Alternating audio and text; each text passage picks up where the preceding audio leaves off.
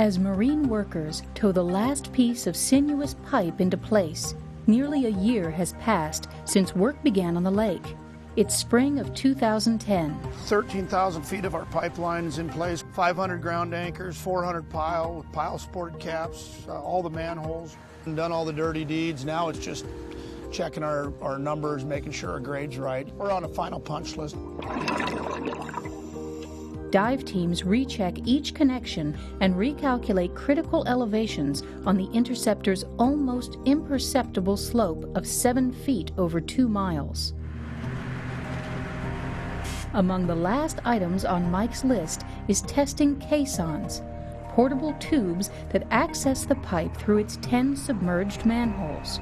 So this is basically like a submarine escape hatch that drops in. Once the caisson is docked and pumped completely dry of water, it allows crews and equipment to descend below the lake's surface and open a hatch into the pipe for maintenance and inspection. It's dry, we got a good seal. Even in darkness, it's clear that the caisson functions perfectly.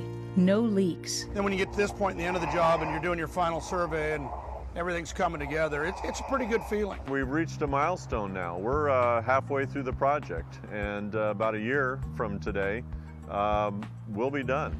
I'm very pleased with how things have turned out. We're ahead of schedule and under budget. I wish I had the luxury to take a step back and just reflect, but I have to look forward. I have to look to the next phase and the challenges that presents. The remainder of the project will occur in a mostly dewatered lake. The reason that we can't construct this project in the water is because we have to connect to existing live sewers, and it's critical that those be done in a safe condition so there's no risk of spill. Mark Weisensee leads the contractor team for the lake down portion of the project. His first job, managing removal of water. The drawdown will begin in September. It will take 2 to 4 weeks to drain 2 billion gallons. In order for crews to complete their tasks on the lake bed, water levels must be lowered by 24 feet. The lake's volume will be reduced by 70%. The entire west end will go completely dry, including the swim park and canals. And the interceptor will be plainly visible, bisecting the lake east to west.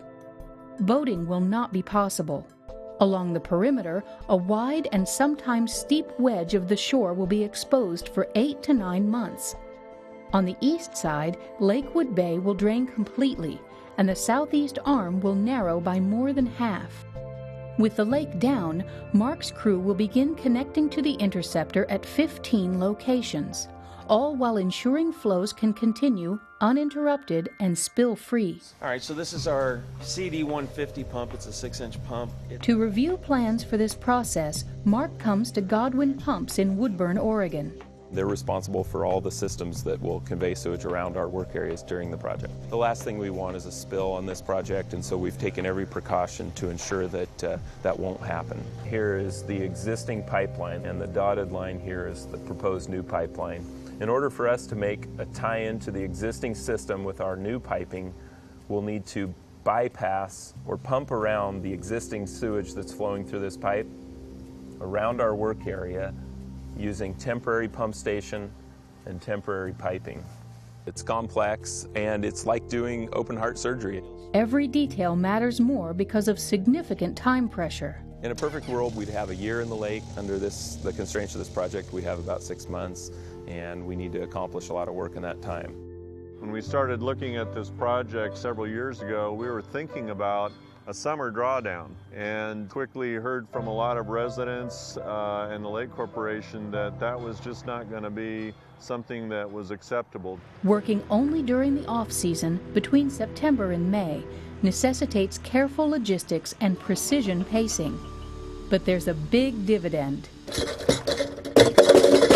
This summer will be reasonably normal.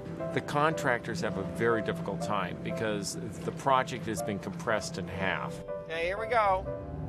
I'm Bob Barman. I live on Lake Oswego.